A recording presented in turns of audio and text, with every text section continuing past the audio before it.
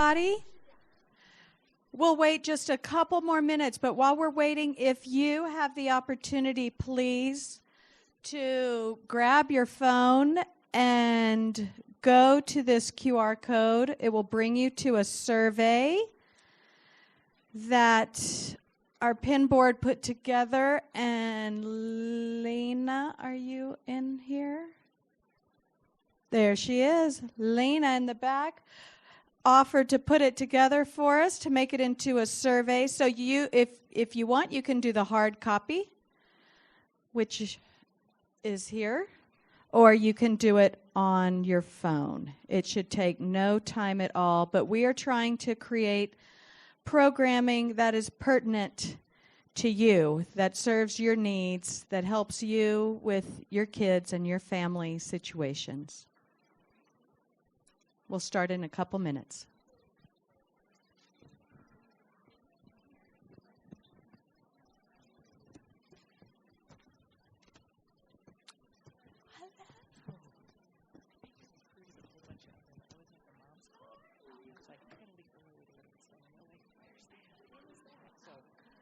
Well, hopefully some more people. Yeah. Just this morning? Yeah. Oh. Good. Good. Should we wait till the end? You want to wait till the end? Did we say something at the end? I mean, I just say thank you. Okay. I'm trying to do we always do something at the end? Mm-hmm. Oh, okay. We'll wait till the end.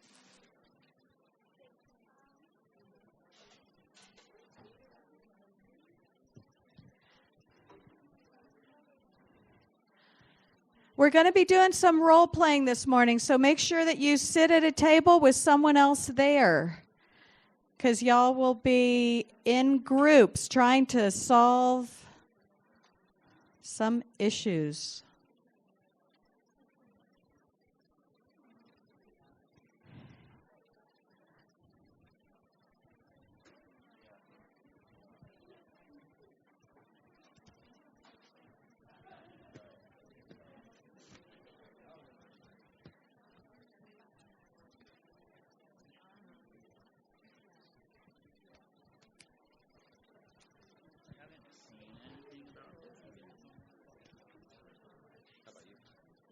Do you have anybody else? Would you mind going and sitting over here? Yeah, right there in the middle.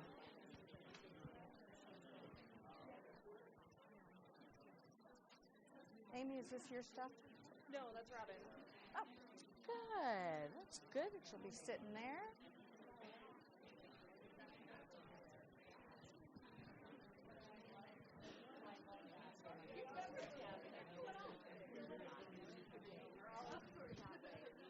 Can you just try and get people to sit at a table with someone else? And I'll do it.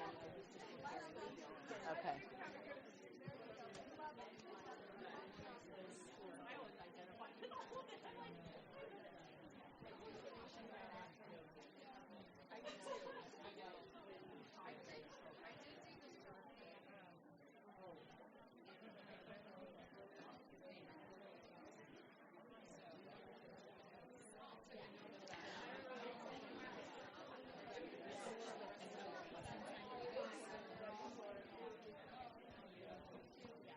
Are we ready? All right, good morning, everybody. I am Susu Duga. I am PIN's programming chair and co-chair, along with Shari Mendry in the back. Wave your hand. So she and I and our host of other PIN board members, if you're a PIN board member back there, raise your hand.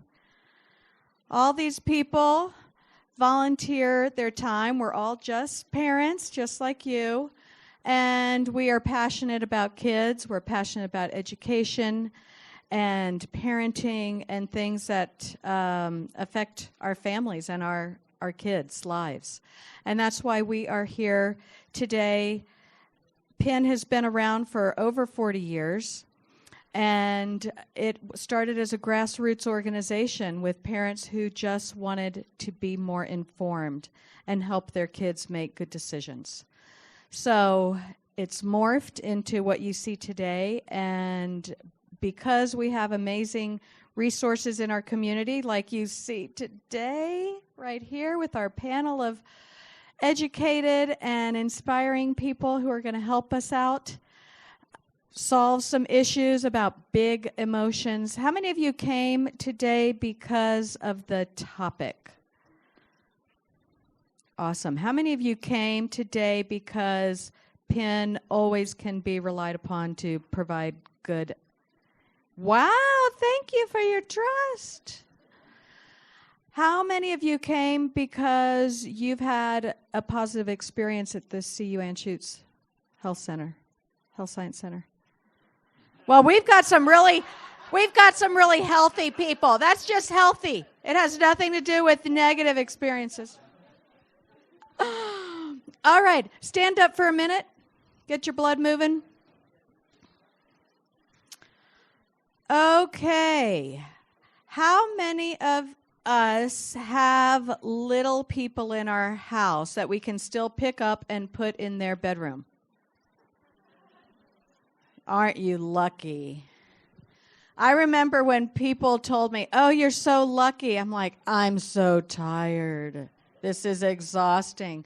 Yeah, we didn't know what was to come. How many of us have elementary kids?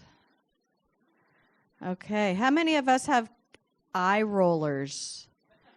Middle schoolers. How many of us have high schoolers that just ignore you? How many of you have kids in college or in the working world?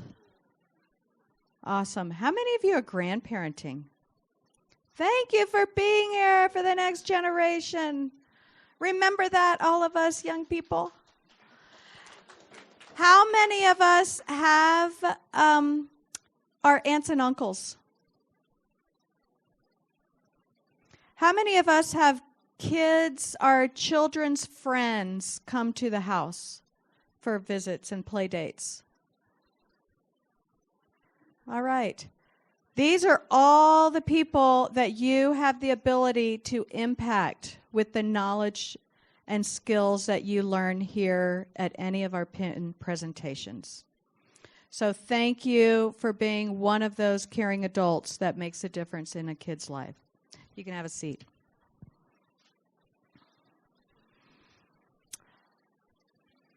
All right. As I was thinking about big emotions, big positives, big negatives, I had a lot of ideas come to mind. What are some of the ideas that you've had come to mind that propelled you to come here? What big emotions are you dealing with in your house? Just yell it out. Hissy fits. Who has hissy fits in their house? Boys, girls? Yeah. All right, what else? Frustration. Nobody's frustrated in this day and age. Oh, my gosh. That's probably at the top of the list. That probably is what results in a hissy fit. What else? What other big emotions? Feeling left out, feeling like, there's a whole fun party going on and you're not part of it. Yeah. What else? Overwhelmed. Not just the kids. How many parents are overwhelmed? So, you'll probably learn something, as I do every time I come here, not just to help my kids, but to help myself. Like last month about perfectionism and about anxiety and all those other interesting things that are interwoven. Go back and listen to some of our podcasts, and you might help yourself and learn something for yourself. Remember, how many people have traveled on an airplane? What are you supposed to do with the oxygen mask? Place it on you first so that you can help your child. So all of the things you're going to learn today about emotional regulation helps you first so you can help your child. So hang on tight. I'm going to introduce you to Kim Kelsey, who is in charge of this great group of people, and she is going to start the ball rolling. So, here we are. Thanks. We feel so honored to be asked to come here because you all are the real experts, and we are bringing some of the things that we've seen and worked with in our work as child psychiatrists. Sometimes we run into things where we feel like if somebody had been able to talk to parents maybe 5 years prior or give some tips, or how do you handle these challenging situations, that might be super helpful. And so that's really where we're coming from today, is to try and bring some of that knowledge that we have into your expertise that you've already got as parents. I'm a child and adolescent psychiatrist, and I was the training director. I'm currently the associate training director, and these are our first-year child psychiatry fellows. And that means they've done 4 years of medical school, 3 years of general psychiatry, or 4 years of general psychiatry, and now they're doing their first year of child psychiatry. So they've done a lot. And I really appreciate their willingness to come and help out with this. Today we're going to kind of have a little bit of a brief talk at the beginning, and then we're going to group you into small groups, a little bit bigger than the tables that you're sitting at, so we'll put tables together. We have some vignettes for you to work through, and then we're going to come back together as a group and talk through those.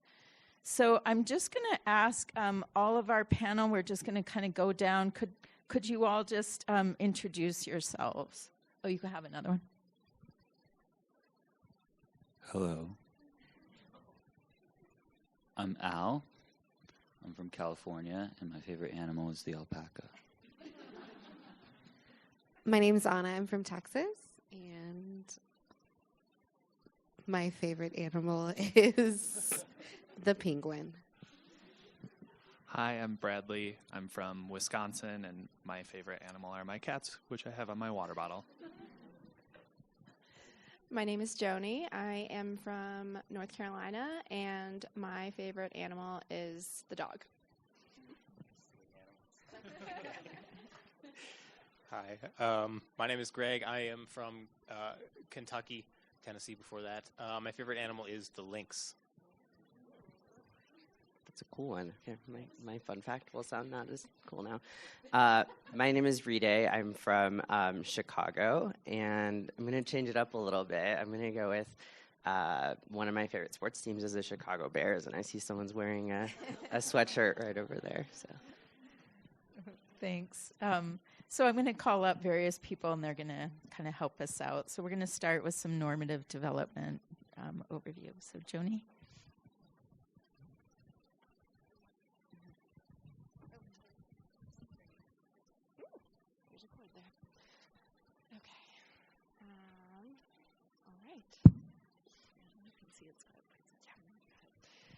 Hi, everyone.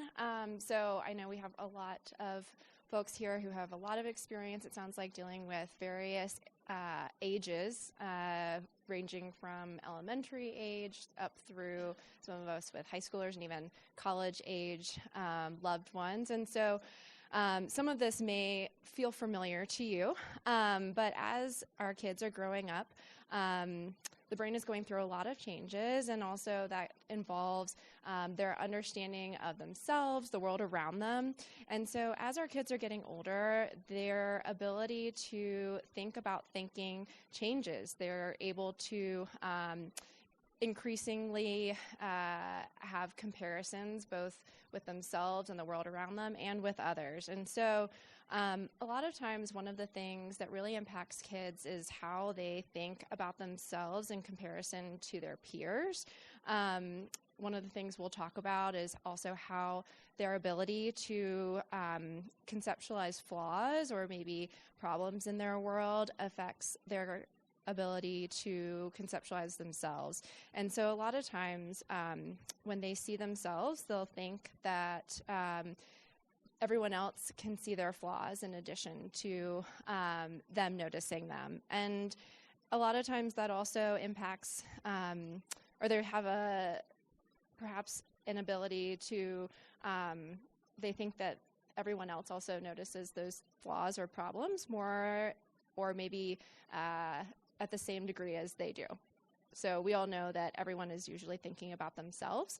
That's usually, but oftentimes our kiddos think that everyone else is thinking about them all of the time. And a lot of the changes that are kind of going on in the brain also really impact how our kids are thinking about things. So one of the first systems to come on board with our kiddos is their reward system and then their limbic system, which some of you may know of as like the fight or flight system. And so because those systems are the ones that kind of come on board first, and then the ones that impact their executive functioning or their ability to make more complex decisions, because those come on board later, sometimes that affects our kiddos' ability to make those complex decisions, especially in emotionally charged situations. And so this impacts like their intensity of emotions, and those intense emotions often increase throughout adolescence. And that's not necessarily a bad thing. We all have emotions, right? But it's a matter of how intensely we feel them, how do we deal with them, and how are we able to move through them. And so our ability to regulate emotions improves over time. And the recovery from strong emotions is often related to social and interpersonal stressors. And it's harder for younger adolescents and those that have rejection sensitivity. We know that adolescents can assess the risk of behaviors just as well as adults, actually. However, in situations with peers or in really emotionally charged situations, sometimes that reward and emotion pathway takes over, and it affects their ability to make decisions more rationally. And so that's going to be a part of what we talk about today as well, in understanding how stressors are affecting our kiddos.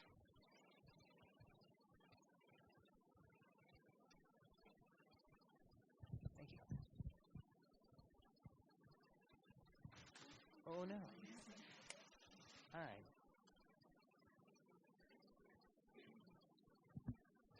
So, yeah, like Joni was saying, kids today and probably all kids in the history of forever have had different stressors, right? And some of these are timeless and some of them are really unique to the time we're living in. Does anyone sort of, talking about that, anything that comes to mind as big stressors that kids are dealing with? And you can just shout it out or raise your hand. Or yeah, schoolwork. Yeah, the demands of school for sure. I think especially now because a lot of kids are doing online school or have done online school in the past couple years. I think we'll talk about the pandemic a little bit in just a minute, but absolutely. What are some other ones? Yeah, I think for kids, sort of that starts at an earlier and earlier age every year, right? Is that like looking towards the future and figuring out what you want to do? Absolutely. That's a good one. Any others? Ooh, yeah, social media is huge, and that ties in with the pandemic too, and the recent social isolation. But yeah, Facebook, TikTok, Instagram, Twitter. Kids spend more time on social media than ever before. We don't really know what to do with that, but it's something that's really strongly correlated with kids feeling more depressed, more socially isolated, more anxious. So yeah, absolutely. Some other ones that are on here are like the environment, right? Global warming is sort of this big looming thing in the future. I think kids hear about it. They don't really know what it means, but they know it's something they're going to have to kind of wrestle with as they get older. So that's another big one. Substances, right? Using drugs or alcohol. In general, drugs are getting stronger, right? Marijuana is more potent than ever. Fentanyl is more prominent than ever. And kids, at a young age get exposed to those things. So I think that's a big stressor as well. And then just in general, and again, this is sort of timeless, is just the changes in your body as you progress from being a kid to being an adult, right? It's one of the hardest things you have to do in life, and it's something that really is universal across all kids, is those changes that are happening to you in puberty and adolescence. So I think that's a pretty good overview of kind of the different stressors. And so I think that kind of ties into the pandemic, and Dr. Kelsey was going to talk about that. I'm going to not trip on my way back. So the pandemic really hit our kids hard, as you all know. They really went into this isolation, and one of the ways that many people coped was just connecting more to their screens and socially. And we all know that algorithms, as you're doing that, just drive you deeper and deeper, right? So the algorithm of a YouTube is, what did I recently watch? And what can it feed me to make sure I stay on the screen and watch more? And so that's what's really kind of harmful to our kids. It's not necessarily that they're watching cat videos, but it's really kind of how it can really suck you in, and has really kind of figured out that dopamine system. It's really using that reward system to grab onto people. And kids' dopamine systems are kind of more prone for reward. So they're more easily captured by these things. It might be easier for us to walk away from our screens than it might be for our adolescents or younger people. And so then as people sort of became more isolated, as the pandemic ended, they sort of were thinking, like, how do they emerge, right? So they lost some of these skills of being with each other, and how do they interact together? And so coming out, we all sort of hope, like, okay, we go in and then we come out and everything's fine. And that's not really kind of how many adolescents experience things. Some of our more resilient kids, we might not necessarily see a big impact from the pandemic, but I think for kids that even looked pretty resilient going into that isolation, it was a tough time for them. And there was a recent study that came out that showed, so they survey kids every year. In 2021, last year, just really had increased rates of sadness, increased rates of contemplating suicide, especially among females and LGBTQ youth. And we don't have the data yet for this year on how that's going to kind of pan out now that we're sort of more past and people are more out into the world. The rates prior to the pandemic, about a fifth of youth could have a mental health disorder in sometime in childhood through adolescence. And if you have a neurodevelopmental or a health problem, you're at increased risk for that. So that's a big number, but it includes things like ADHD, and it's not all anxiety and depression. And so how do we know the difference between what we were talking about, these really strong emotions that our kids experience, and how do we know that they might be in a little bit of trouble? And so I stole this from a psychologist who I was listening to on NPR, who talked about if somebody's having a strong reaction, does the reaction fit the context? Now, it's not our context, it's their context, right? But does it last a long time? Is there a strategy for handling this strong emotion that seems sort of healthy? Like, my friends are being mean to me, and so I'm going to go for a run. Or my friends are being mean to me, so I'm thinking that I might go in my room and cut. So, those are very extreme differences, but there are ways to kind of think about how are our kids coping with this time where emotions are generally higher and stronger, and how can we kind of look at that? And so I just pulled together, we didn't want to run through the, criteria for depression or anxiety, but just some things that if these are happening, they're kind of red flags or warning signs. And I know many of you would pick up on a lot of these. So one of the big ones is anhedonia, which really means somebody has lost their ability to have fun. So the things that used to be fun for them are no longer fun. Of course, kids are going to progress. So developmentally, things change. Like your 15-year-old might not love Legos the way they did when they were 7. But what I mean is things that were recently fun are no longer fun. Or hanging out with friends is no longer fun. And so really kind of paying attention to that, because that's a big warning sign for adolescents and kids, and it's one of the last things to go if somebody is kind of heading into depression. Often that gets maintained until kind of the depression is becoming a little bit more severe or really starting to impact function.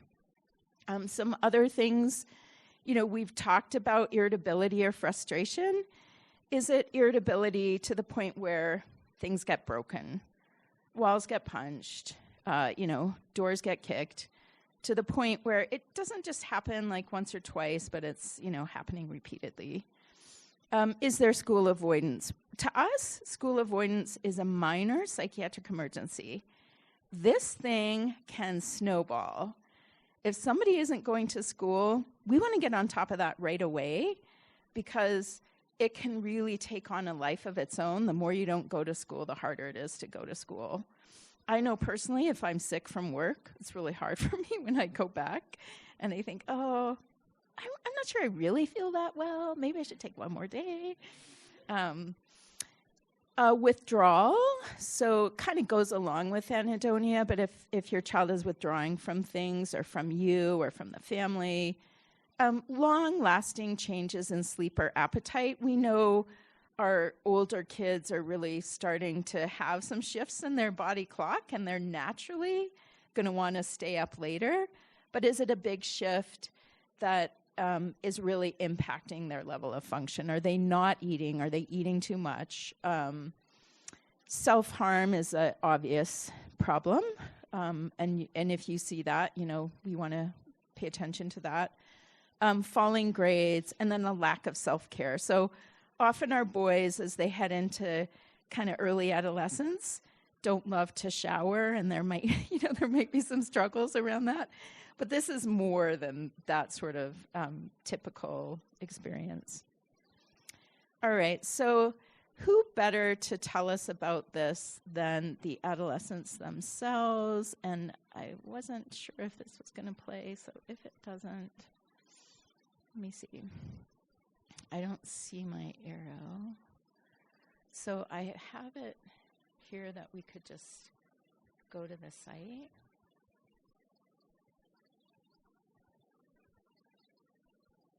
Okay.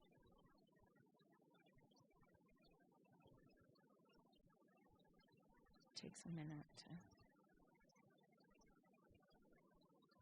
Okay. Click on that. Okay.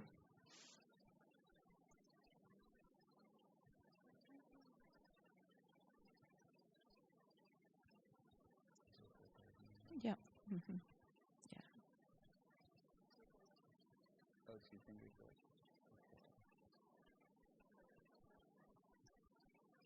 Thank you.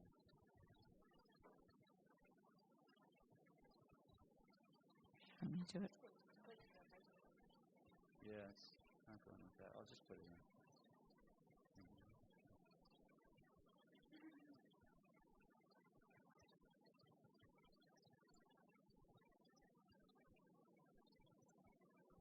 Oh, do we have a wall that we can't play a YouTube? Oh, Okay. that's all right. Okay. Okay, thank you. Yeah, I think you asked me and I forgot it was YouTube. So if you all want to look at this, it's really nice. It was put together by the Colorado Child and Adolescent Psychiatry Society, got a small grant, and we went out and talked to kids in the community about what's important to them, what would they want parents to know? And I'm just kind of going to summarize.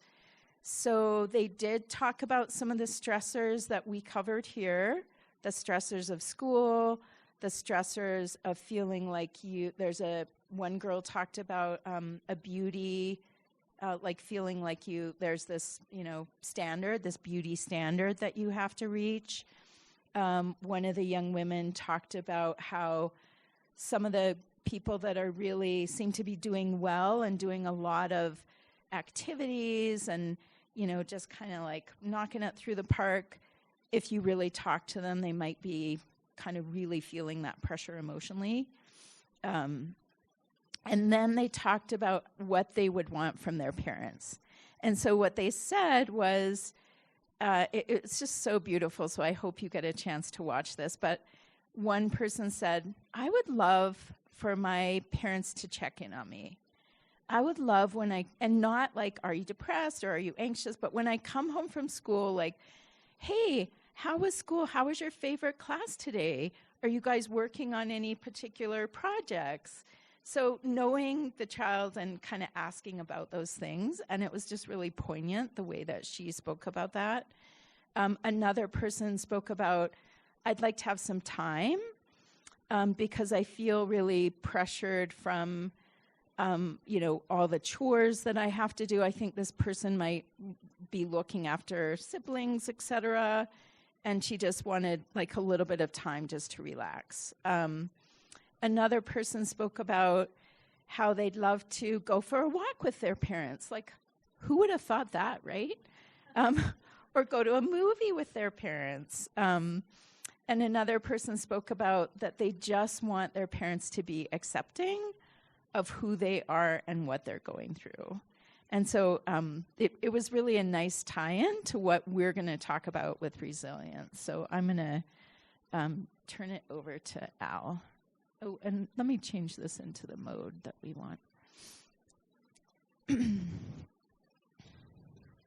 It'll just take a minute.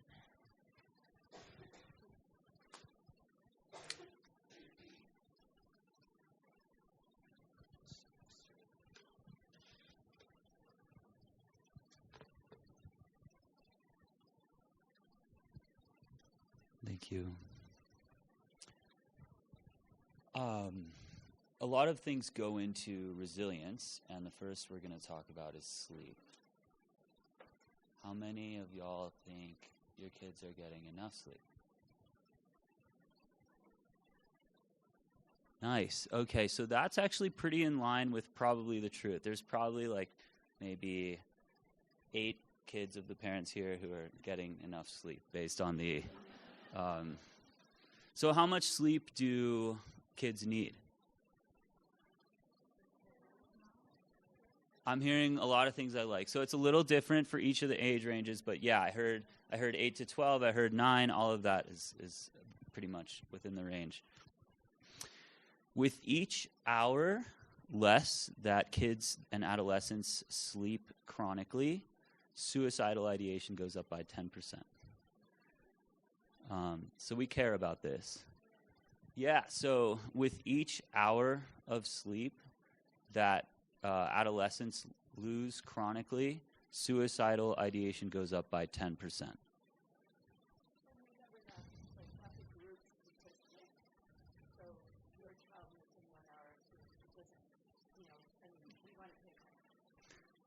Yeah, be scared, but don't be too scared. I do also have questions about how that, the details of that study, and I looked at it in a digestive study, so I don't know the details, but it certainly woke me up a little bit in terms of thinking about it. So how do we sleep better? Yes, thank you. Yes, turn off electronics. So throughout human history, what did we do? We woke up, we got slapped in the face by intense blue spectrum and full spectrum light.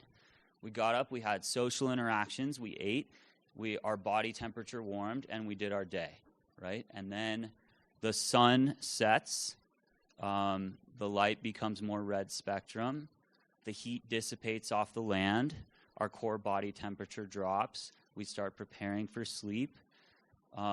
We have our last social interaction and meal of the day, and there's all of these different signals that are being sent to our brain saying it's sleep time. We don't have any of those anymore. We live in houses that are temperature regulated the entire day. We live in houses where we've bought light bulbs that are full spectrum, daytime, bright lighting the entire day. We watch YouTube and TikTok and exciting social things up until the moment we go to sleep. We eat whenever we want, right? So we've lost the things that give our brain a sense of when is day and when is night. And if we want to go to the bathroom at night, we turn on a light switch and all of a sudden it's the middle of the day again, right? I have in my pocket these, which I wear every night. You don't have to wear them, but they're like $10 on Amazon. They just have orange lenses. Other options are to kind of just use less light at night or use a warmer light at night. All of those different factors I mentioned are things we should be thinking about, but the most important ones that are sort of powerful for the circadian rhythm are daily wake time, bright light in the morning, screen time at night, and last meal of the day. So if we're kind of picking our battles as parents and figuring out which things are worth really enforcing, morning wake up is a more important battle than what time you go to sleep. You know, people will naturally fall into the right sleep time if they have to wake up at a certain time in the morning, and if they can't be on TikTok at night, because TikTok will win, right? But that also brings me to last meal as a predictor of, or as a kind of an important enforcer of the circadian rhythm, but also as a keeper of family structure and communication. I realized that was sort of morbid to say last meal. I meant last meal of the day. Thank you. So the last meal of the day is a time when perhaps everyone's in the house at the same time, and some conversations can be had, observations can be made, and we can start to look at how are our kids' lives going. How do we do that?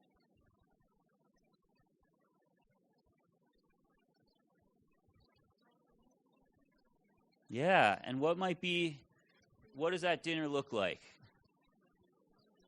Oh, sure, yeah, thank you. She said have dinner together, which, yes, I love that. What does dinner look like? What might you be talking about? Nice. So how was the day? What did you like about it? What went wrong? And so I love that you're leading with questions. And maybe we're waiting with our answers until we get the full picture. We're seeking to understand and also empathize before we jump in and provide, that's really concerning, or the like. What other kinds of ways can we make sure that we're listening in a way that encourages our kids to share with us? Yes. That was actually the next point on my thing, so thank you. Yeah. She said that they have our attention. So being present in the moment. So it's not the time to be multitasking with work emails, right? If an opportunity strikes where our kid has decided now's when I want to share, being an opportunist about that and being willing to be flexible and dropping the other things that are going on in order to have a substantive conversation is a worthy investment, I think. What are we listening for?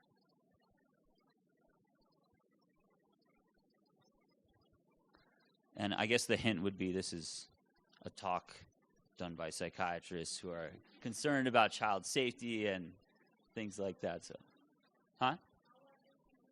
Yeah, okay. How are they feeling? Thank you. I'm going to use that as a launch point just to mention that if you are at all concerned that a child is feeling suicidal, asking does not make it worse and is pretty much invariably helpful. I've seen different numbers coming out from post-pandemic, but at least 1 in 4 kids, again, as a large group, seems to at some point experience suicidal ideation. So not talking about it at all seems like maybe no longer the path. Other things we want to kind of communicate about are things that may seem obvious to us, but I would argue really nothing's obvious to a child or adolescent. So curfew, school attendance, things that are important with structure. Another thing I failed to mention earlier when I talked about the day in human history is that throughout our history, our weekends weren't different than our weeks. We didn't go to bed at 10 p.m. on the weekday and 2 p.m. on the weekend. 2 a.m., that's how time works. Thank you. Yeah, that's the new plan. So having some amount of flexibility is probably necessary and natural, but the idea that weekends become this make-up time for all of the sleep debt accrued during the week doesn't work. Like it's not effective for kind of undoing the health effects of not sleeping during the week, and it's going to make the circadian rhythm never essentially get better, because the circadian rhythm needs longer than a week to really start developing strong patterns that enforce sleep time.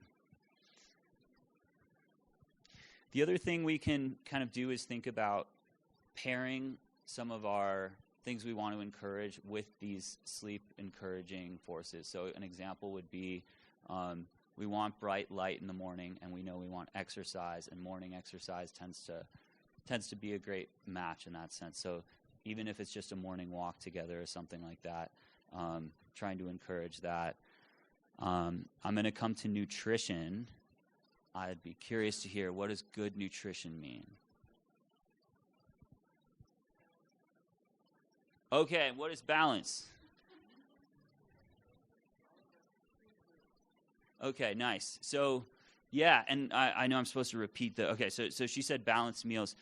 I want to call our attention to the word balance because moderation and balance are interesting in a society where corporations have a lot of influence over what we consider moderate and balanced, right? So my medical school, we wrote a letter to whatever, I think it was the FDA, about the nutrition facts having a sugar requirement, and that as if there was some kind of as if any amount of sugar was important or necessary, right? And that's an example of how a lot of these things have been influenced by lobbyists and whatnot.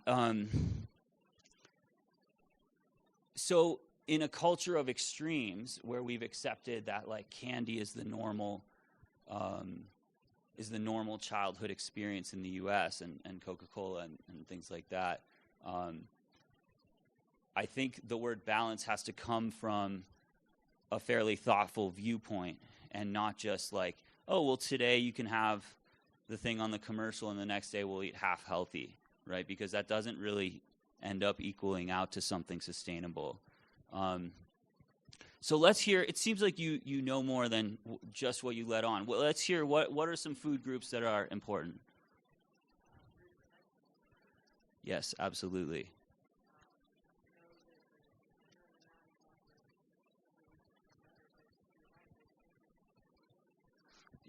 Yeah. So I think processed foods are really important.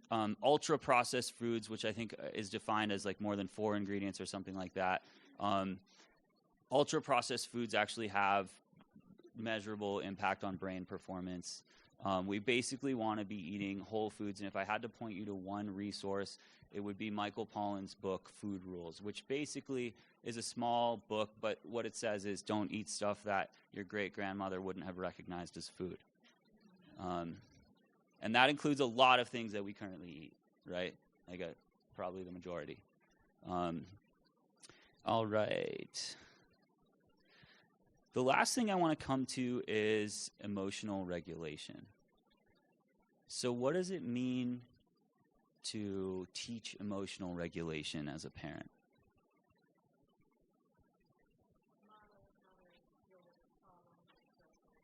Yeah.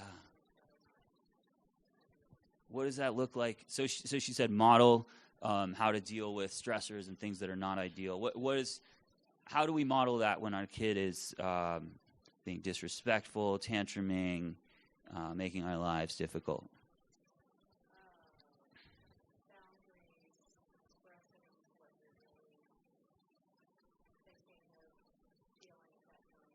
Yeah.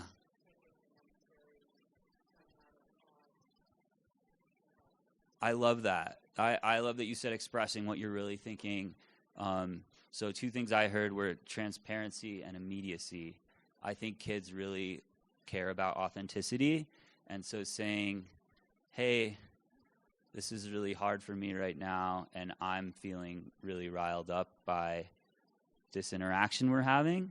I'm going to go ahead and take a deep breath and maybe realize that I need 10 or 15 deep breaths, and I'll get back to you.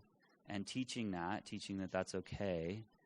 And also teaching coping, right? So teaching a rich routine and set of practices for self-care and for joy in life, like exercise and time for being a human, mindfulness, or whatever that looks like for you. That's another one where I just want to kind of point out, in a culture of extremes, we may have to push farther than what seems normal to achieve actual moderation and health, right? We live in a country where maternity leaves are laughable and it's really all about work, right? So we may have to go a little more non-traditional to create a life that's actually working for ourselves and our kids. Oh, yeah, sorry.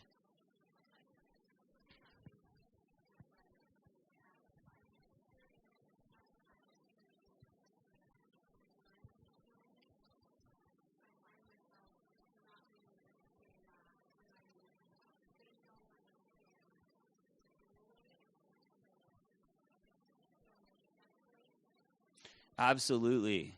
Yeah. So there are ways of doing things that work for. Okay, sorry. So the question, which was a really important and excellent question, was what happens when, due to a child's learning disability or even just a neurotypical child's emotional state, they can't hear anything we're saying because they're too busy throwing stuff at the wall or whatever.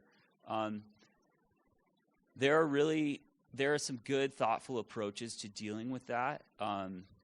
And I think maybe a short answer would be setting a boundary and then taking time until they are kind of de-escalated. But I think the longer answer, I have a feeling that didn't address your question. And I think the longer answer is it takes tweaking and thought and maybe experts. I'm still kind of learning a lot of that stuff myself. So we're in a lot of these cool groups where we see experts who work with neuroatypical kids, kind of figuring out how to do all the kung fu of like engaging them at the right time and using the energy of the situation to lead to a moment of learning.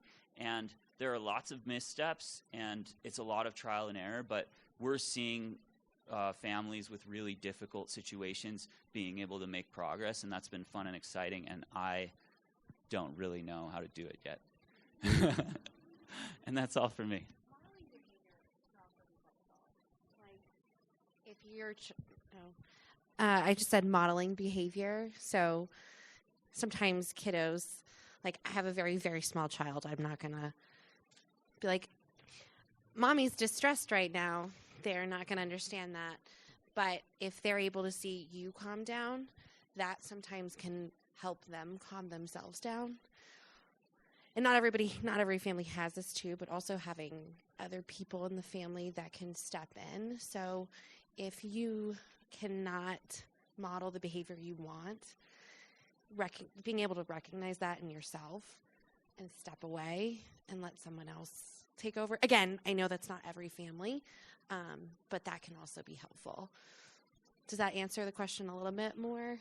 Sorry, I didn't want to take over, but I was just modeling behavior in general can always be helpful. Like if your kid's yelling at you or throwing things, the better you're able to stay calm and kind of approach them in as rational a place as you can, they're going to respond to that really well. And I talk about, like, this is the age of your Teflon skin. As your child's emotional reactivity gets higher, you're going to put on that, like, I know this isn't always about me, and I'm going to just ride this wave and get through this moment and not take this personally. And I raised 2 girls, and I know that's really easy to say. We will have a whole time. We're going to save some time for questions, at the end. But maybe let me just, because yours is probably pertinent to what we're talking about right now.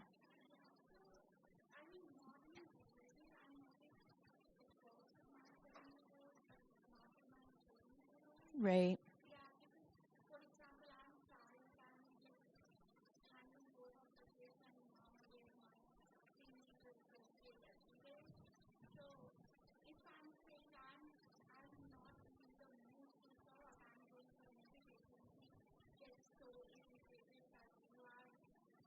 Mm-hmm. Yes.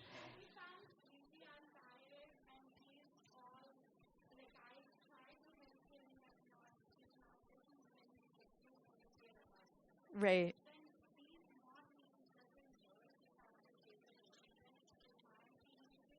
Yes.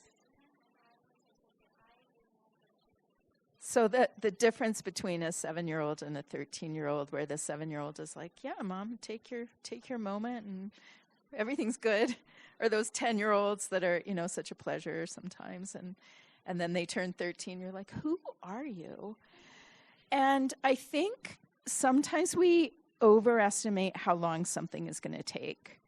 And so sometimes when somebody is saying, like, pulling away from me is really painful right now, if you can, just think in your brain, this probably is going to take less time than I think. I timed how long it takes me to unload the dishwasher because I hate it. So, like, it might take you 3 minutes to approach them and to say, I hear what you're saying, and I think this might be a longer conversation, but I hear how important this is to you. And so that alone might not take as much time as you think it does. And it might not require as much resilience as you think it's. You might feel like, I'm done, I don't have the energy for this, but I would question that maybe you do. But that, knowing when you can step out and when to kind of move forward is another thing of trial and error and really trying to figure that out. And once you get it figured out, your child will change, right? They're going to develop, because that 7-year-old, you had it nailed.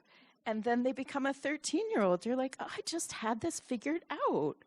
And so I think that's part of the, fun of normative development is you're ahead of them, they're ahead of you.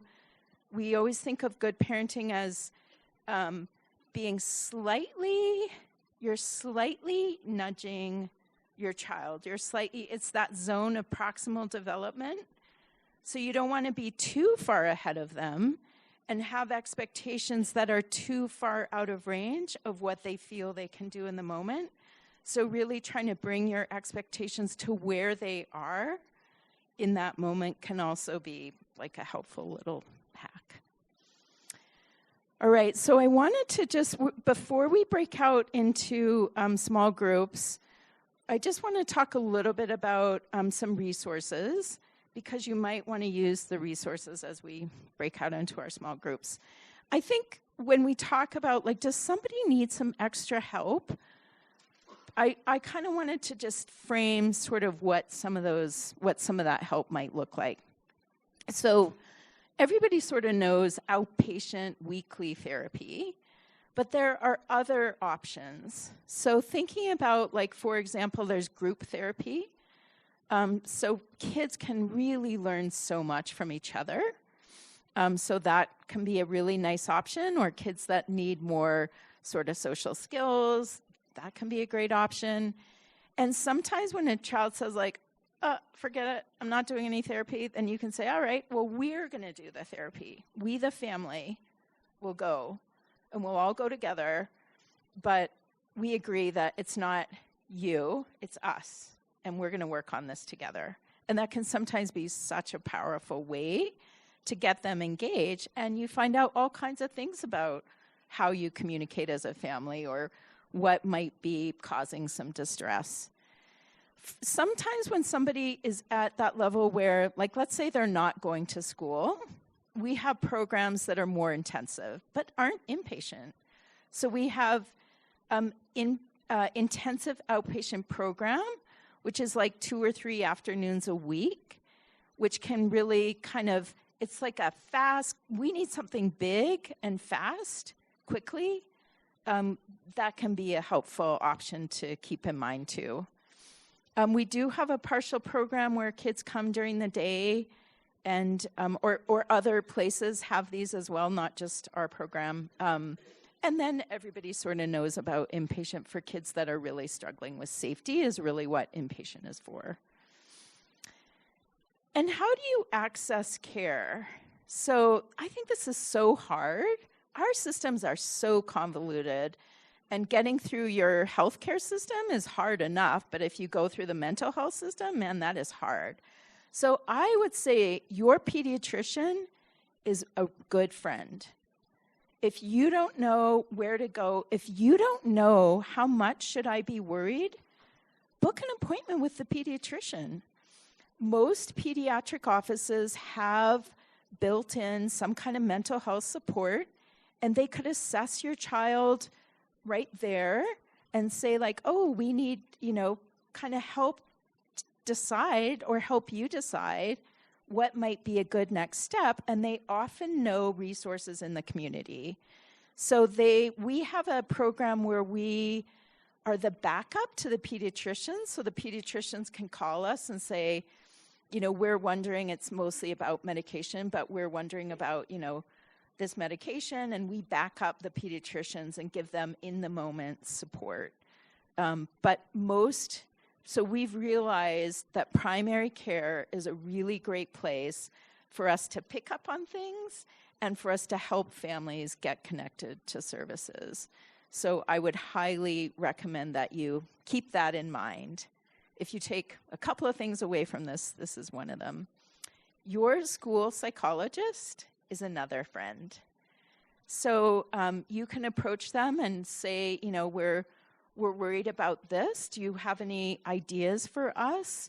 Is there something that the school itself offers? Schools often offer social skills groups or they might have 6 sessions that they can do at the school. So approaching the school is a good option. And then, going to your insurance list, and then sometimes people will send me the names that they find on their insurance list, and then I'll say, oh yeah, I know that person, or that person's great, or I don't know any of those people, or I know all of them, or and so you could go to the list and send that to your pediatrician or the mental health person that's in your pediatric office and just say, can you help me figure out, I don't want to cold call all these people on this list. How do I figure this out? So we just kind of want to give you our little tricks of how to get connected. And then there are, so I put some of the numbers of our clinics on here. This is our Children's Hospital Clinic, the University of Colorado. It's actually, I should have changed it. It's the School of Medicine Clinic. We also see kids in that clinic. But I wanted to give you some places where you could go if you wanted to get more information. So the CDC, that's the Center for Disease Control. We always think of them as infectious disease, but they help with other things too. So they've got some good information on adolescent mental health. The Child Mind Institute, which is actually out of New York, but they put together a lot of really nice little podcasts for parents, or nice little vignettes, so I like the information that comes out from there. The American Academy of Child and Adolescent Psychiatry has some facts for families. So let's say your family had a trauma. How do you talk to kids about trauma? How do you talk to kids about natural disaster? How do you talk, about various things? Or there's more information if you wanted more information about particular diagnoses or things like that. And then there's some suicide resources. So there's a national center. The Suicide Prevention Resource Center is excellent. And they've got some great information for adolescents. Our local the Colorado Child and Adolescent Psychiatry Society has put together some links for suicide. There's the new 988 number that you probably were aware of, but that went into place, I think, October which is like an equivalent of 911, but it's for mental health, and you can call that across the country, and they'll help connect you with resources. There's Safe to Tell, so kids can text that number if they're worried about a friend. They can kind of, the schools use it. It's a really effective program. There's Colorado Crisis Services. And with that, there's another option, a text option. So our kids, they don't always like to talk. So having kind of some text options to get them connected might be a good option too. So we are going to break out into, let's see, 1, 2, 3, 4, 5, 6, 7, 8, 9, 10, 11. So we'd like to break, did you have a thought? Maybe 2 tables can combine, because we've got about 7 vignettes that we're going to ask you to go through in a small group. So if you want to just pull some tables together, I think.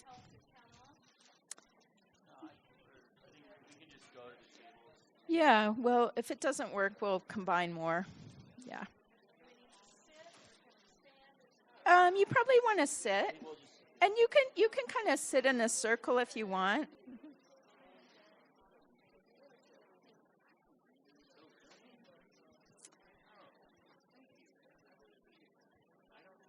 All right, Alan and Rade.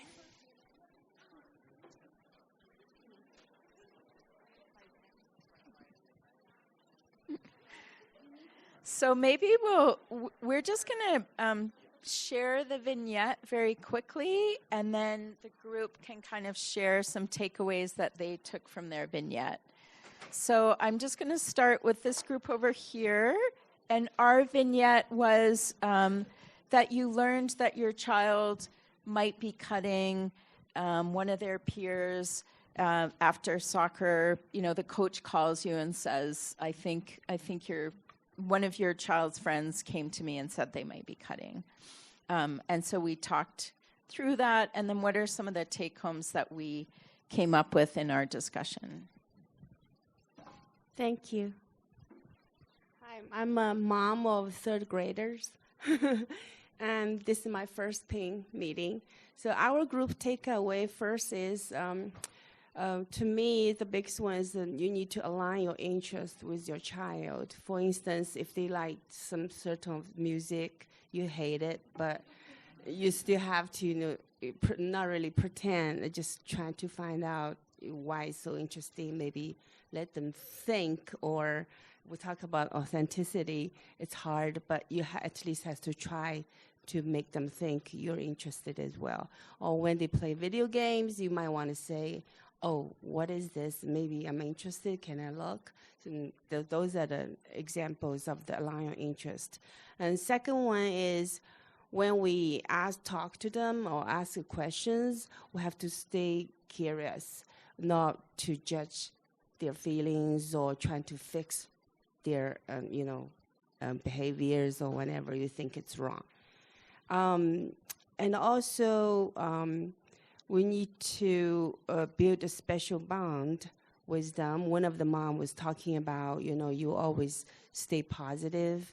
You talk to them about their day. You pick on the positive things instead of bad things happen. And especially before bedtime, you might, maybe for littler kids, you might want to go through those positive things happening to them instead of, let them feel bad before they go to bed. Okay. What else, you guys? You want to add a little bit more? That you can always do a redo. So let's say you find out they've cut themselves and you go in and you're all freaked out. And, oh, my gosh, what have you done? Oh, my God, I can't believe you. Don't you know that you could hurt yourself? That you can always back up and say, wow, this is a big deal, and I'm sorry I didn't respond sensitively to you. And I just want to let you know I'm here. I'm concerned. I'm here to listen. Maybe you rub their back. Maybe you just stay there for a few minutes. Let the silence be your friend, and maybe your child will start talking. I love all those. Susu, I think you're one of the experts, so I'm glad that you're here. Alan, do you want to talk about your group? Sure, yeah. And do we give them, let's give them the mic. So we had so many wonderful, the vignette was about bullying. We had so many wonderful kind of organic arising questions that were basically what I wanted to talk about with these questions anyway, that I basically just ran with those, and I thank the group for kind of bringing us in that direction. So a lot of what I had wanted to talk about with the vignette was consequence hierarchies and consequences versus safety and communication and parents showing the example of their own regulation. And we got to all of that because of questions they naturally asked. So let's hear from y'all what you thought. All right.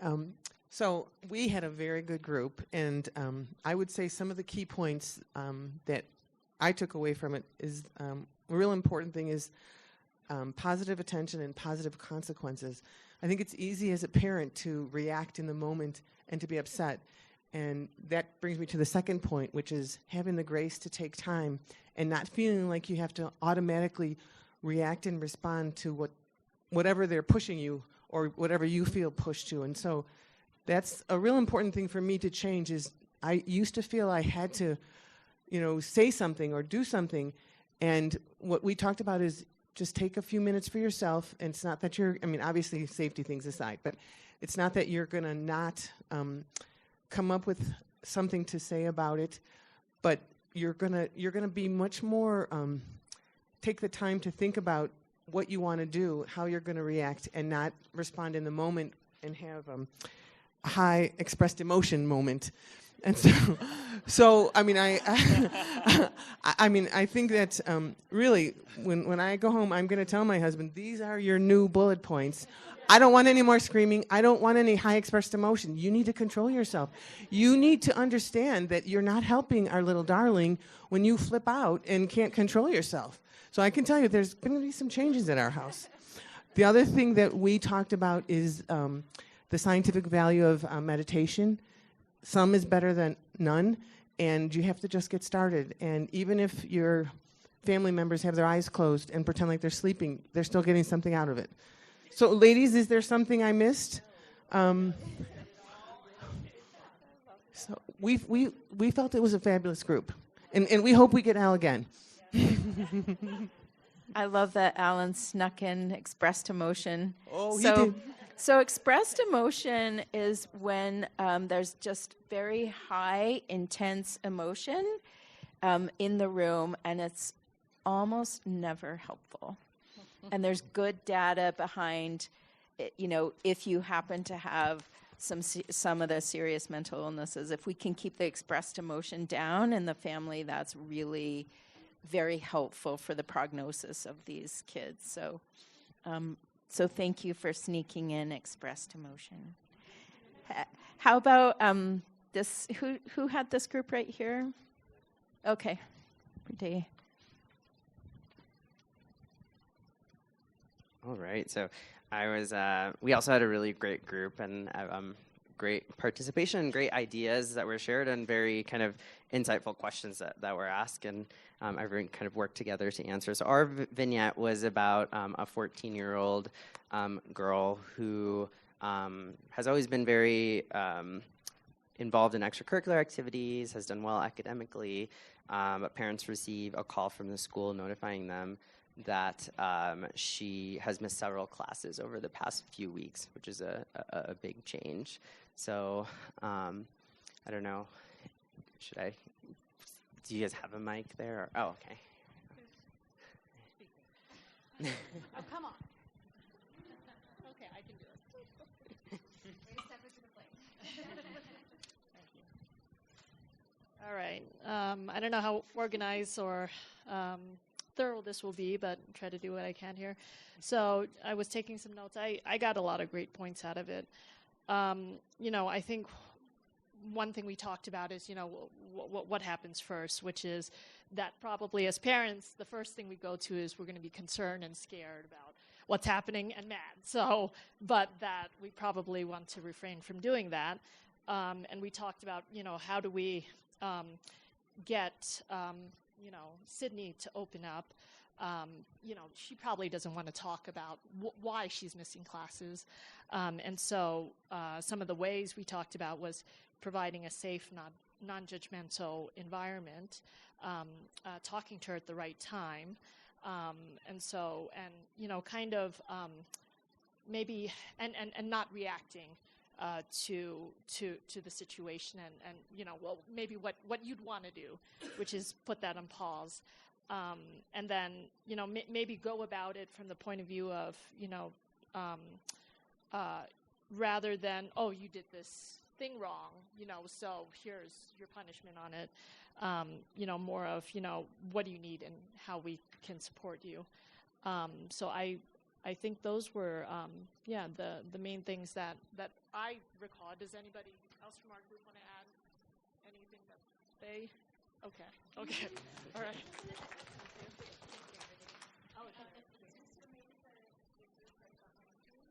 Okay.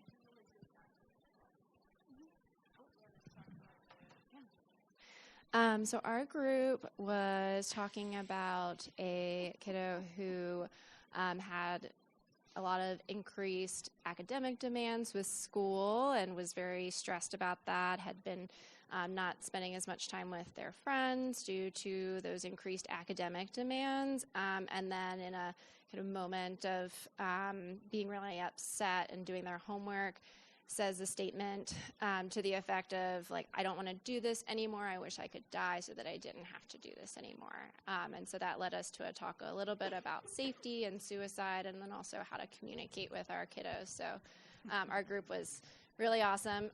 So I'll let them provide some takeaways. Yeah, I took away tons from that discussion. We kind of talked about how we would initially react. And my first reaction was like, why? Which I learned probably is not the best. So maybe, I kind of empathizing was the word that really stood out to me. Just really kind of changing your mindset to letting them know you care. I took that, yeah. And then kind of, if they need time, kind of figuring out how to give them time, permitting they're safe, and just kind of whether it's staying in the room on the other side and just letting them have a moment, or asking them directly, like, can you be safe if you take 5 or 10 minutes to go, and then let's come back and discuss what really is going on. Is it homework or is there something else? And not being afraid to kind of ask the question and bring up the suicide, question and discuss it. I naturally would probably steer away from it, but I guess studies are showing that it's not talking about it is not increasing the risk. It's good to talk about it. And then we kind of discussed, a lot of resources and, if you're concerned about your child, kind of, really how to dig into some of those. And I don't know if anyone else. That was it.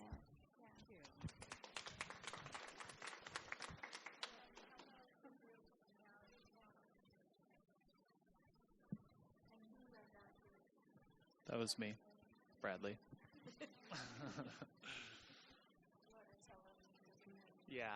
Yeah. So our vignette was about a teenage boy who has always kind of looked out for mom and his little brother after they went through a divorce, and completely out of character comes home and gets into a fight with his younger brother, a screaming match. And an important point that you guys will hear about is that the boys were able to separate themselves and go into different rooms. So I don't know which brave soul grabbed the microphone, but really appreciate it. So thank you. Yeah, so this group was a lot of really great moms share their experiences.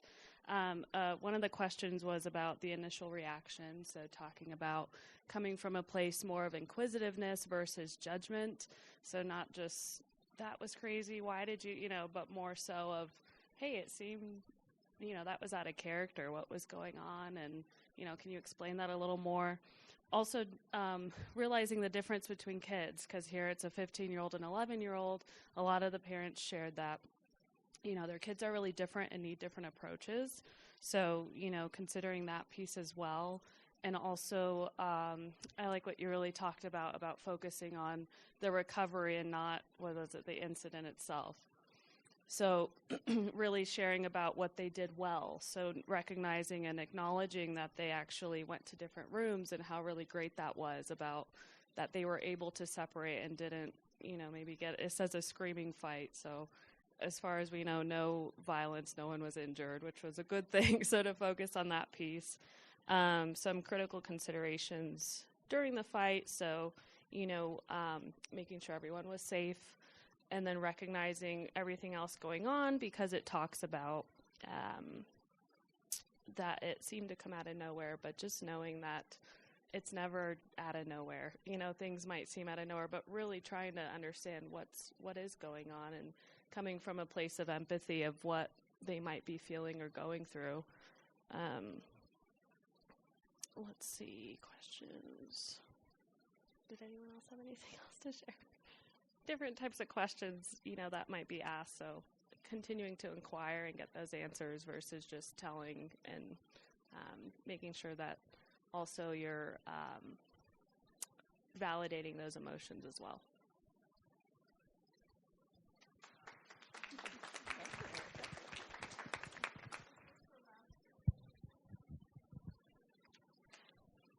Our group actually did 2 vignettes. So yeah, they were the lucky chosen. So one vignette that I did was about a 12-year-old kiddo who is trying to get on a sports team and doesn't make it, and then stops eating or coming down for meals, spending a lot of time in their room, sleeping a lot, kind of withdrawing. And then Greg's vignette was about a 16-year-old girl who over the past year has been doing worse in school, dropping out of after-school programs, and thank you. Parents found that there was marijuana in the child's room, and they sort of confronted her, and they told parents that they were skipping school to go get high with their friends. We will be charging you guys double, by the way, for the 2 facilitators. Awesome. Okay, so I'm going to talk about the 16-year-old with the marijuana. And first of all, what we discussed is parenting is hard. Like, this is not for the weak. This is tricky, and no one prepares you for it completely at all. So we have such grace and empathy for every person in this room. So our number one thing with the 16-year-old with the marijuana wasn't so much about the marijuana. It was more about what might have led her to that choice.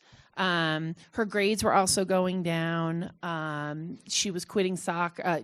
She wasn't going to soccer. She was losing interest in, quitting drama club or whatever the interests were. And so it was more of a concern over how long had this been going on? Is this a new issue that we're experimenting, or has it been going on for 8 months and we're just finding out about it? So kind of getting clear on how long it's been going on for, but also what's behind it, because there's a bigger issue than the actual marijuana. That may be being used for coping or, avoidance or whatnot. So that's where most of our discussion was around that. And it would be easy to jump to discipline and punishment and all that stuff, right, with our big emotions. And then our second was around a younger boy not making the basketball team or getting cut from the basketball team. And all of a sudden he's sleeping more, and he's coming home from school and he's going to bed, and he's a lot of sleeping, which led us to depression and sadness, and not coming down for family meals. And we really talked about how tricky it is, I feel like, with boys too, because it's, even my young boys, it's 17 questions, because you just get a lot of, oh, it was good. School's good. Well, how was recess? Good. How's lunch? Good. Yeah. Everything's good. So it's like you have to really ask like 5 million questions to kind of, and more specific questions like, oh, who'd you play with at recess? Or would you guys play? Or it's a lot of, you need to be a reporter in your background. It's a lot of questions. But with the boy, who clearly there was a lot of sadness. And so it was trying to speak to him about having empathy and compassion. That, I just noticed that you're sleeping a lot. Are you feeling okay? Or is anything going on that's causing you to be in your room a lot? And we said we get a lot of, no, everything's fine. So it was really trying to provide, that's the support that's here if you need it and when you need it, and leave an open invitation that, I don't want to talk about it. Okay, well, whenever you do, I'm totally here and would love to be that person for you and love to hear what's going on for you. And then revisiting it, like it's not a one-time, it's the next day. You ready to talk about it? You want to talk about? Yes. We did, we also talked about, that's a great question. We talked about like still setting your own boundaries as a family and parent, that I get you may feel sad or tired, but we do still expect you to come down for dinner. And we still have an expectation that, you're present in our family. Isn't that what we talked about? Anyone else want to be brilliant here? Come on, Mike. Come on. All right. Anything else? Does that answer your question? Okay. Anything else, ladies? Okay. I think we're good. You guys are such experts. I just really love all that you shared with each other. And I do want to emphasize that point of if your child is doing something unhealthy, you can empathize with the emotion and set the boundary. So they don't get to decide, like, if they had diabetes and weren't taking their insulin, that's not okay, right? So if they're not, if they're doing things that are pretty unhealthy, you can set the boundaries on that while also empathizing. I know this is really hard. I know it's hard that you have to go to school. Sorry, buddy. Get up and we're going to school. So kind of being able to figure that out. And then if it doesn't work, that's maybe when we up the amount of support and help that you as a family might benefit from, or they, or, everyone. I loved all those points about empathy. So really kind of listening and really empathizing with what your child is experiencing. We see so many kids who are like, yes, I got in trouble for hitting my brother, but do you know what he did? And so if we can grab onto that and listen to that, then we can kind of join with them and come alongside of them. And that's really the trick, is to come alongside of them. I don't know if there were other take-homes that anybody else wanted to comment on. I would just like to say what I noticed from everybody's feedback were a few of the things that you pointed out, was the listening empathetically, creating boundaries, being willing to pause. Mm-hmm. Yeah. Which may include pausing right then and just being quiet, or pause, remove yourself, and then re-enter the situation at a better time. And one of the biggest things that's helped me through the years, most of you know my 3 kids are in their 20s, is shifting from nurse to problem solver, nurse or problem solver, fixing the problem, or judging, being the judge, is being a scientist, being curious, wondering, noticing. When you think back to your science days, you have to make observations. That's the first thing you have to do, is make observations. And then you notice them out loud. And Kim had given us some great wording just to say, I noticed this. I wonder about blah, blah, blah. I wonder if. I wonder that.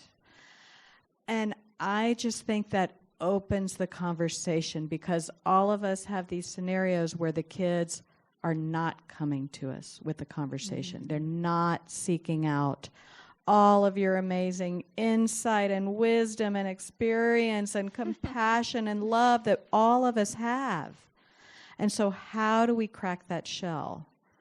And so all of those things that you guys brought out, I think are wonderful ways to start that. And I had one more thought about these boys that don't talk is invent a mythical other person.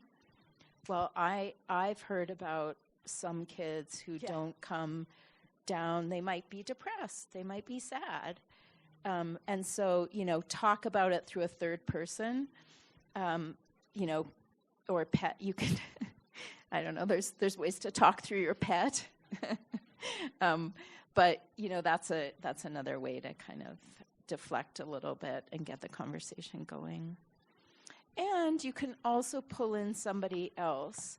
If they can't talk to you, can they talk to their aunt or uncle, or someone at, maybe at your religious institution, or their coach, or, I notice you really get along really well with, so-and-so. How about, should I set up that you can go talk with them, or should I, so pull in those other resources that you've noticed might be helpful for them.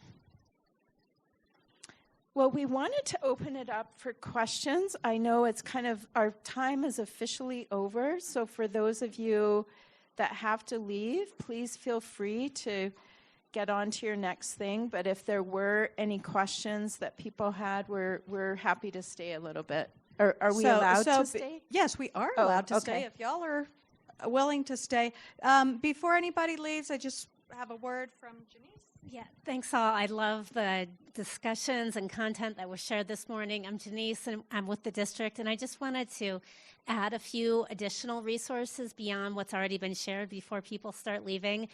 And one is there's some pamphlets in the back. As a reminder, I Matter through the state is still offering up to 6 free counseling sessions for Colorado youth up to age 18, and there's brochures in the back.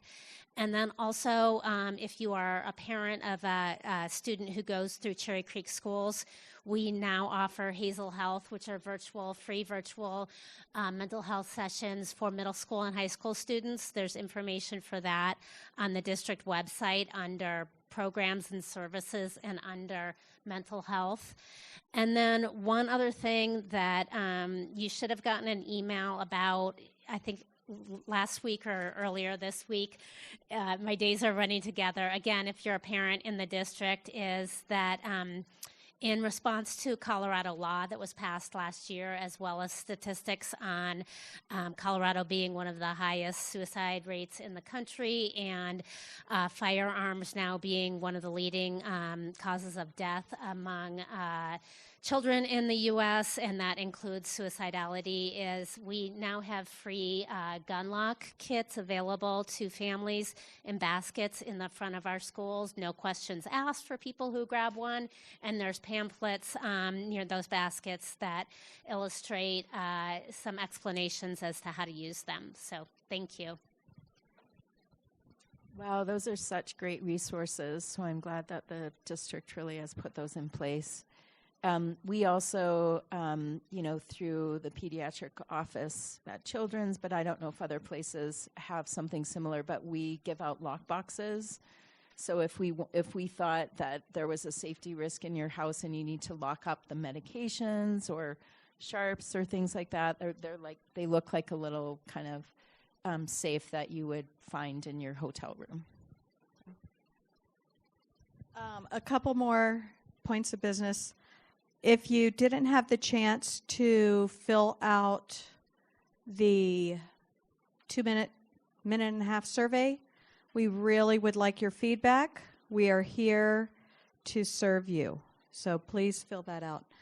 And remember, when you come to Penn, most of us are coming for our own kids in our own house, but you have no idea when some of this information will be of benefit to your own family or to your kids' friends, to somebody in your family. I mean, for me as an adult, I had 3 people within maybe a 2-year period who were adults between 30 to 60 who verbalized suicidal ideation. And I was like, where's that information that we've gone through in PIN?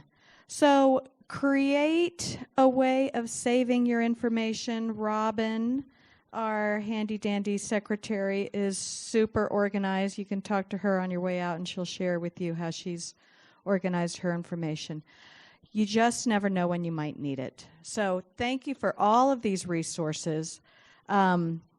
We have a few flowers to share for all of you. We want to thank all these people for coming out today and for sharing their experience, their morning. So if you do want to stay and ask a few questions, please try to ask them somewhat broadly. This isn't an opportunity for a therapy session, but for a way that we can all benefit. So anyway, one more round of applause for them. Thank you.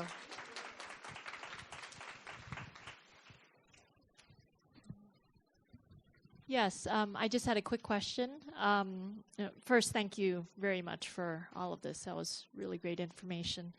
My question just had to do with one of the slides earlier, which was emotions fit the context.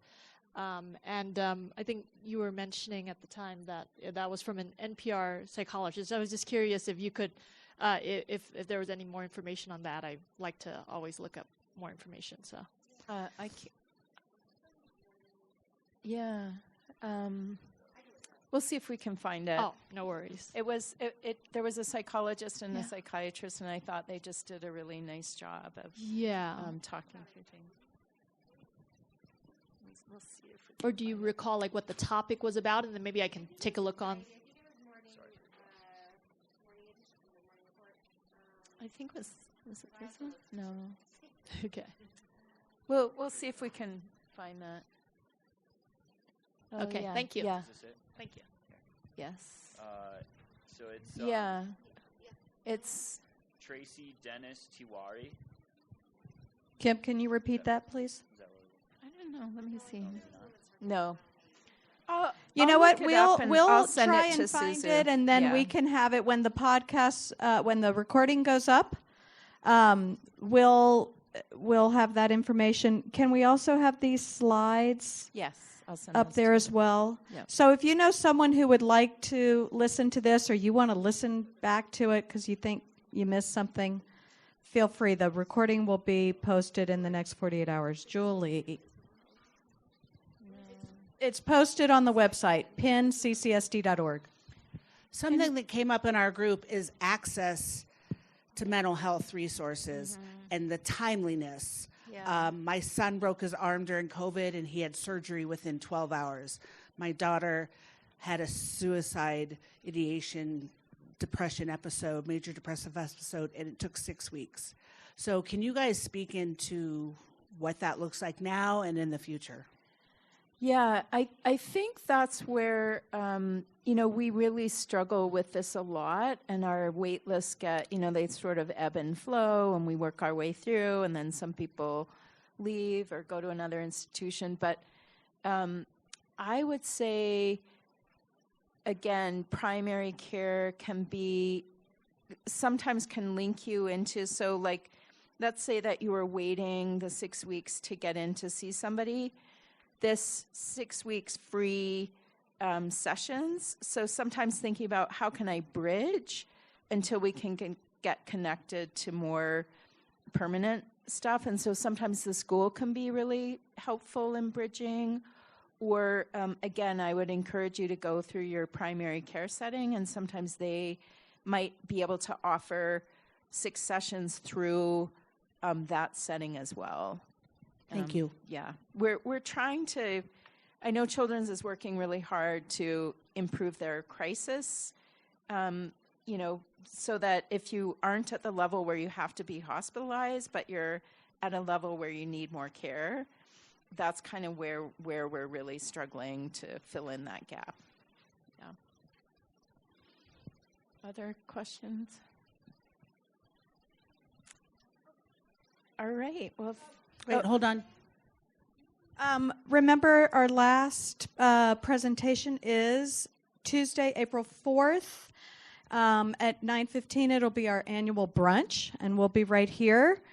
It's free, of course, like all of our other presentations. And we also have the opportunity to have the speakers, a mother-son duo, come back on Tuesday, April 11th in the evening. And we would like to invite you to bring your mature middle schoolers or high schoolers to that presentation. It should be really powerful and dynamic and potentially for you life-changing, depending on your situation. 9:15, April 4th, 6:45, April 11th. Please share the word. Look on our PIN website. The information is all up there. Sign up for the emails. Yep. Breakfast